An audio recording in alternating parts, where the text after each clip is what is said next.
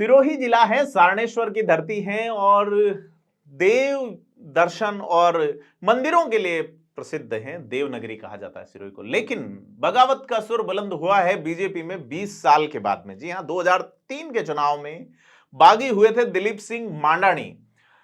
शेखावाटी में मांडाणी का मतलब जबरदस्ती होता है, लेकिन वहां पे एक गांव है मांडाणी, और दिलीप सिंह देवड़ा जो कभी राजस्थान विश्वविद्यालय के छात्र हुआ करते थे उस जमाने में, जब राजेंद्र राठौड़ और सुरेंद्र सिंह राठौड़ वाली टीम यहां पे बीजेपी में सक्रिय हुआ करती थी, समाजवादी नेता थे, जनता दल में सक्रिय थे उस वक्त के नेता सामाजिक न्याय मंच नाम का एक संगठन 2003 में चुनाव लड़ता है, बीजेपी से बगावत करते हैं।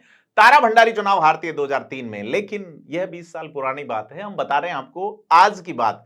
हेमंत पुरोहित ने बगावत का बिगुल फूंका है और उनके साथ आए हैं सुरेश सुगरवंशी और बीजेपी के एक उपाध्यक्ष रहे युवा। तो ये युवा टीम स्थानीय के मुद्दे पे सिरोही में ओटाराम देवासी का विरोध कर रही है। ओटाराम देवासी के बारे में बता दें, ओटाराम देवासी मुंडारा के महंत हैं, देवासी समाज के भोपा हैं। भोपा यानी कि वो चामुंडा माता की पूजा करते हैं और कई बार भाव भी आता है इनको। भाव मतलब कि ईश्वरीय आदेश के लिए जो शारीरिक विचलन की अवस्था होती है, मानसिक जिस तरह से वो एक अलग ही प्रज्ञा वाली स्थिति में होते हैं, ऐसा एक आध्यात्मिक लोगों का एक जो चिंतन होता है उसमें ऐसी बात चलती है कि भाव आ गया। अब कई बार ओटाराम देवासी के इस तरह के वीडियोस भी आते हैं। लेकिन ऐसा बताते हैं 2003 के विधानसभा चुनाव में वसुंधरा राजे जब परिवर्तन यात्रा निकाल रही थी, तब ओटाराम देवासी को विधानसभा चुनाव लड़ने के लिए कहा गया। ओटाराम देवासी ने कहा कि भाव में माताजी ने मना कर दिया है चुनाव लड़ने से। ओटाराम देवासी ने इनकार कर दिया।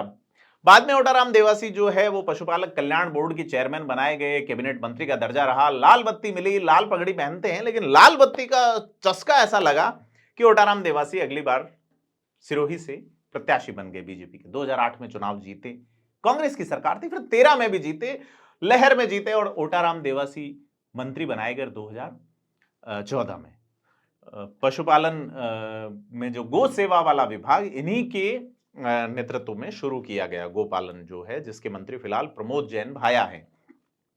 ओटाराम देवासी को तीसरी बार टिकट 2018 में मिला। कांग्रेस की आपसी अदावत के बावजूद ओटाराम देवासी जो है वो चुनाव हार गए 2018 में सिरोही से। 2023 के चुनाव के लिए सिरोही में कई लोग कतार में थे, जिनमें रक्षा भंडारी का नाम था। लेकिन उनपे भी हेमंत पुरोहित ने आज जो प्रेस वार्ता की है उसमें ये कहा है कि हरियाणा से, या इस तरह के कई तरह की बातें आई हैं। तो जो सीरियस नाम थे उसमें ओटाराम देवासी थे, पायल परशुराम पुरिया जो पहले जिला प्रमुख रह चुकी हैं, और नारायण पुरोहित का नाम था जो कि जिलाध्यक्ष रह चुके हैं बीजेपी के, और उनके छोटे भाई अर्जुन पुरोहित फिलहाल जिला प्रमुख है। राजपुरोहित समाज की मांग थी कि सिरोही से राजपुरोहित को टिकट दिया जाए, राजपुरोहित टिकटों की संख्या बढ़ाई जाए, यह डिमांड थी। लेकिन डिमांड पूरी नहीं हुई। हेमंत पुरोहित से जब हमने बात की थी सिरोही में करीब 1 महीना पहले, तब उन्होंने एक डायलॉग दिया था कि राजनीति चर्चा, पर्चा और खर्चा के लिए चलती है, उसी से चलती है। इस तरह की बात, एक वीडियो उन्होंने हमसे बात में अपने विचार साझा किए थे। और उनका यह कहना था कि इस बार अगर स्थानीय को टिकट नहीं दिया गया, ओटाराम भोपा जी जो है वो मूलतः मुंडारा पाली जिले के रहने वाले हैं और सिरोही से चुनाव लड़ते हैं। करीब 60-70 किलोमीटर की दूरी वाला एरिया है। हालांकि ओटाराम देवासी का एक आवास सिरोही में भी है, उन्होंने दफ्तर भी खोल रखा है, लेकिन लोगों का कहना है स्थानीय चाहिए। हेमंत पुरोहित ने अपनी प्रेस वार्ता में कहा कि स्थानीय व्यक्तियों को किस तरह से बीजेपी ने दरकिनार किया है और सीधे तौर पर यह स्थानीय की उपेक्षा है। इससे पहले जो जिलाध्यक्ष बनाए गए हैं वो उदयपुर जिले के रहने वाले हैं। हालांकि जिलाध्यक्ष पहले नारायण पुरोहित थे और उनको चूंकि चुनाव लड़ना था, ऐसे में उन्होंने जिलाध्यक्ष अपने हिसाब से एडजस्ट किया, लेकिन नारायण पुरोहित को टिकट नहीं मिला। टिकट मांग रहे थे दलपत पुरोहित, व्यवसायी हैं, जमीनों से रिलेटेड काम करते हैं, नव धनाढ्य हैं, लेकिन टिकट उनको भी नहीं मिला। और टिकट मांग रही थी पायल परशुराम पुरिया, उनको भी नहीं मिला। लेकिन ये जो गुट हैं ये अब एक हो रहा है, सुरेश सुगरवंशी, हेमंत पुरोहित। पहले धार्मिक जब उन्माद की स्थिति हुई थी, आपसी कम्युनल स्थिति एक बार कृष्णगंज और उस इलाके में हुई थी, तो वहां जरूर इन पे मुकदमे दर्ज हुए थे। आज की प्रेस कॉन्फ्रेंस में इन्होंने इसका उल्लेख भी किया कि धर्म के लिए या पार्टी के लिए वो लगातार सक्रिय रहे हैं और स्थानीय नेताओं को किस तरीके से उन्होंने जो बाहर से नेता आए हैं उन्होंने डंप किया है। तो तमाम तरह की बातें करते हुए सिरोही में जो बगावत वाली स्थिति अगर होती है और राजपुरोहित वोट ही खिसक जाता है ओटाराम देवासी से, तो एक बड़ी जो है वो स्थिति बीजेपी के लिए विकट होगी। लेकिन सवाल ये है कि हेमंत पुरोहित बागी हो क्यों रहे हैं? क्योंकि हेमंत पुरोहित की बेसलाइन वही चर्चा, पर्चा और खर्चा। क्या वो खबरों में आने के लिए कर रहे हैं या वो किसी और वजह से? उनके पीछे कौन है, ये सबसे बड़ा सवाल है।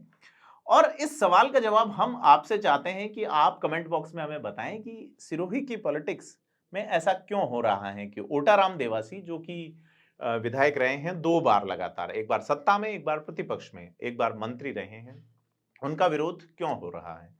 और अगर जिलाध्यक्ष का विरोध होना था तो पहले हो चुका होना, लेकिन चूंकि चुनाव जो है वो अब मुहाने पे है, और एक शेर मैंने पहले भी कहा था कि ये जो हुक्म है मेरे पास ना आए कोई, और रूठ इसलिए रहे हैं कि मनाए कोई।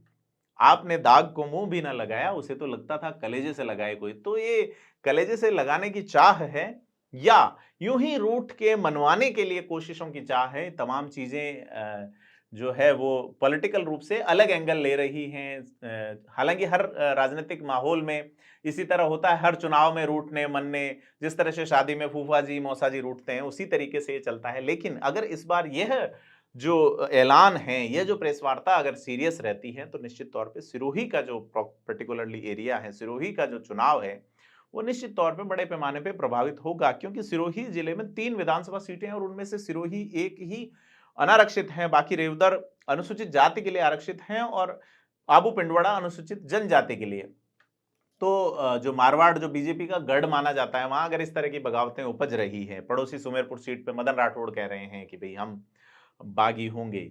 उन्होंने एक जो है डायरी का पन्ना भी शेयर किया है, जो दीनदयाल उपाध्याय जिनके आदर्शों पे भारतीय जनता पार्टी चलती है। उन्होंने लिखा कि अगर आप किसी प्रत्याशी को इसलिए वोट नहीं दें कि वो बड़े दल का प्रत्याशी है, हो सकता है कि उन्होंने किसी गलत को भेजा है और ये कार्यकर्ताओं का दायित्व बनता है कि किस तरह से वो उस गलती को सुधारे। यह इस तरह का जो दीनदयाल उपाध्याय का कोट है, उनकी राजनीतिक उनके जो स्पीचेस हैं, राजनीतिक विचार हैं। महेश चंद्र शर्मा जो बीजेपी के प्रदेश अध्यक्ष हुआ करते थे, उन्होंने उस डायरी का प्रकाशन किया है। उस डायरी के एक पन्ने का ये उल्लेख है कि अगर पार्टी गलती करती है तो उसे कार्यकर्ता और मतदाताओं को सुधारना चाहिए। तो ये वो कोशिश है या खर्चा, पर्चा और चर्चा की कोशिश है? इसका जवाब हम आप ही पे छोड़ते हैं। आप कमेंट बॉक्स में जरूर बताएं और सब्सक्राइब करें थिंक 360।